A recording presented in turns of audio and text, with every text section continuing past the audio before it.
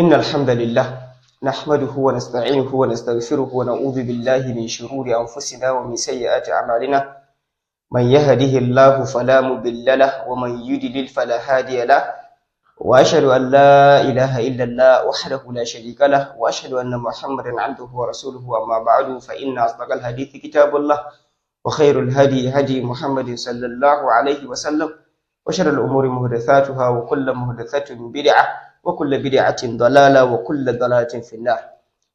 السلام عليكم ورحمة الله وبركاته. Dukkanin yabo da godiya sun tabbata ga Allah mahalicci wanda shine magagi wanda ya kawo rayukanmu a wannan safiya ta Litinin 25 ga watan Sha'ban. Jarfiyayyen halitta Annabi tsira da amincin Allah su tabbata a gare shi da garin Makka zuwa garin Madina yau shekara 1445 inda muke sa ran fara gabatar mana da karatun hadisan Annabi tsira da amincin Allah su tabbata a gare shi ingantattu takaitattu kuma masu daɗi akan abin da ya shafi azumin watan Ramadan. Wanda ɗan uwa babban malami Malam Abubakar Yabo Ibn Sunni ya tattara mana su guda 65 a cikin littafinsa 65 hadithan fi siyami Ramadan. Insha Allah za mu dinga kawo muku su ɗaya bayan ɗaya in Allah ya yarda.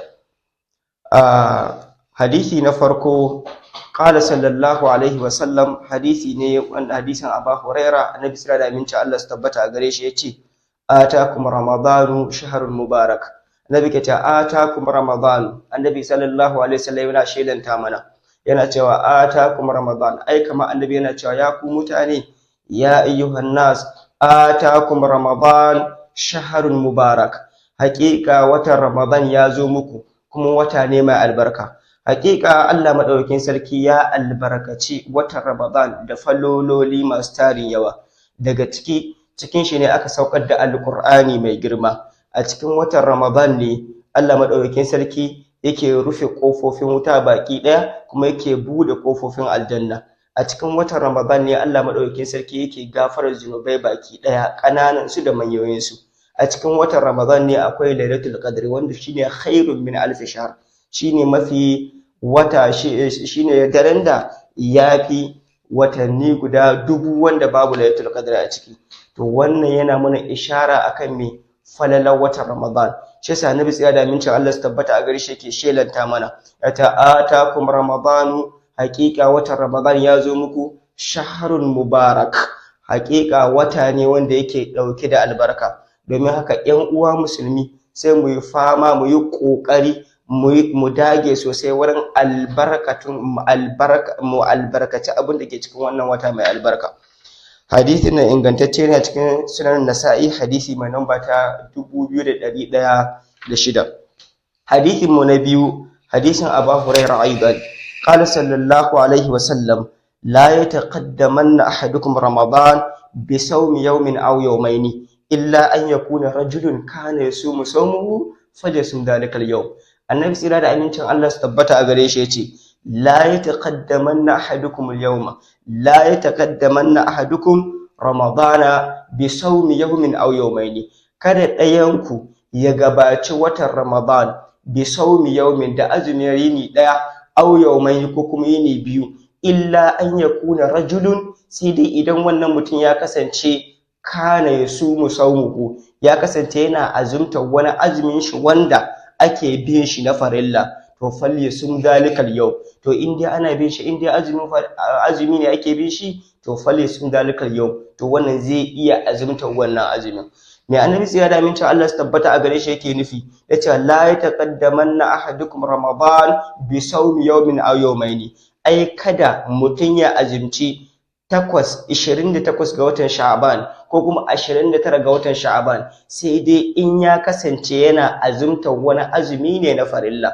To wannan kan idan mutum ya kasance yana azumta azumi na farilla, to falyasum dalika yawm, wannan ba laifi gare shi mutum ya azumci wannan azumin. To amma in dai azumi ne na lada, in dai azumi ne na nafila, to haramun ne mutum ya gabace watan Ramadan da azumin rana ɗaya ko kuma rana biyu kafin zuwan watan Ramadan. Wannan hadisi ingantacce ya cikin Sahih Bukhari, hadisi mai namba ta 1914, sahih Muslim hadisi mai namba ta 1082. hadisin mu na uku, hadisi an Ammar bin Yasir radiyallahu anhu qala, amma yake cewa man sama yawmal ladhi yashakku fihi faqad asaba al-Qasim. Ammar dan Yasir wanda ya daga cikin sahabban Annabi tsira da amincin Allah su tabbata a gare shi na farko yake cewa wata rana an gabato musu da nama akuya, sai aka gabato musu suna cikin jama'a, sai wasu daga cikin jama'ar da aka gabatar musu da wannan nama sai suke cewa su ba su ci wannan nama saboda suna azumi. Sai Ammar kasancewar shi wanda ya jibinci Annabi tsira da amincin Allah su tabbata a gare shi, wanda ya san hadisi Annabi tsira da amincin Allah su tabbata a gare shi, ya san kuma Annabi ya hana azumi a ranar shakku, sai yake ce wannan mutane man sama yawmal ladhi yashakku fihi faqad asa abul Qasim. Hakika duk wanda ya azumci ranar da ake shakku a cikinta, hakika ya saba ma baban Qasim. Waye baban Qasim? Shine Annabi tsira da amincin Allah su tabbata a gare shi. Wace rana ce ranar da ake shakku? Shi ranar da aka dubi wata, wato 29 ga wata an dubi wata ba a gan shi ba,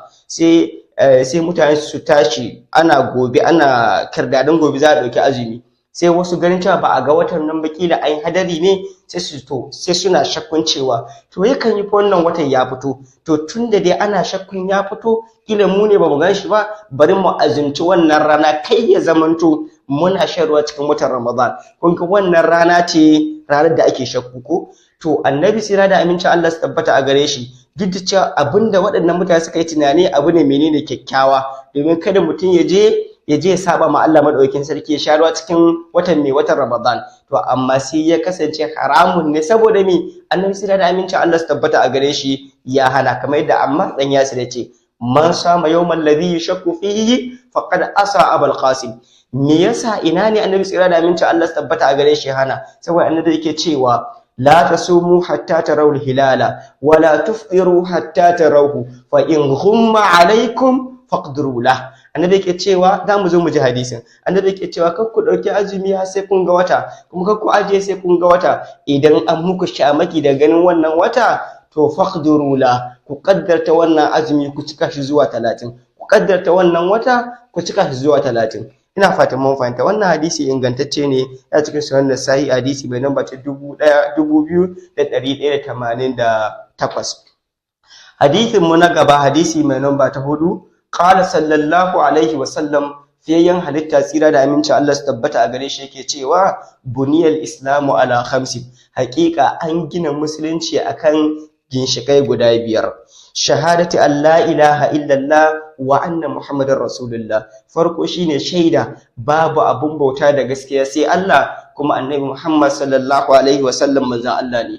Wa iqamis salati, na biyu shine tsaye da sallah. Wa ita'iz zakati, na uku shine fitar da zakka. Wal hajji, da kuma aikin hajji. Sai na biyar wa sawmu ramadan, annabi sai ya cika cewa da azumin watan Ramadan a wannan riwaya.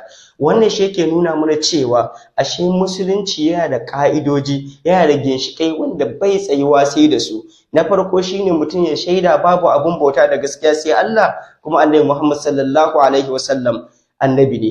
To wannan shine wannan shine mabudin da ake bude musulunci da shi. Wannan ita ce kofa ta farko da mutum yake shiga ta musulunci. Da mutum zai yi sallah, da mutum zai fitar da zakka, da mutum zai yi azumi, da mutum zai yi aikin hajji, in dai bai furta kalmar shahada ba, to bai shigo musulunci ba, kuma aikin shi ba abin karba bane.